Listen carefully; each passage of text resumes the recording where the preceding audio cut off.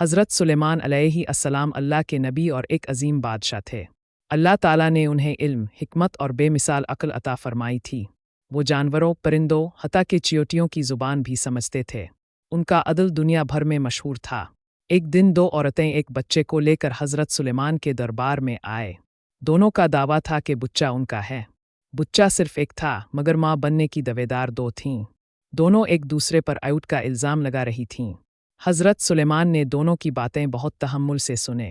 انہوں نے گواہوں و ثبوتوں سے فیصلہ نہیں کیا، بلکہ انہوں نے ایک نرالا طریقہ اختیار کیا۔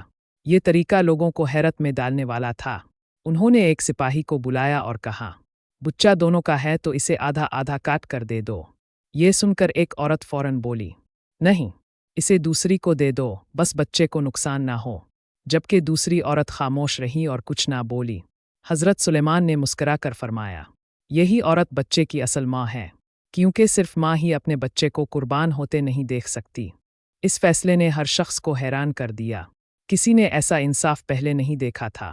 لوگوں کو یقین آ گیا کہ حضرت سلیمان اللہ کے نبی ہیں اور ان کی حکمت اللہ کی طرف سے ہے۔ یہ واقعہ ہمیں سکھاتا ہے کہ اصل ماں وہی ہوتی ہے جو درد برداشت کرے، مگر اولاد کو تکلیف نہ پہنچنے دے۔ حضرت سلیمان کا یہ فیصلہ عدل اور جیمزالب رحمت کی اعلیٰ مثال ہے۔ اللہ نے ان کے دل کو سچائی کی پہچان دی تھی۔ اللہ تعالیٰ نے حضرت سلیمان کو یہ خاص فہم و بصیرت دی تھی۔ یہ واقعہ قرآن میں بھی ذکر کیا گیا ہے۔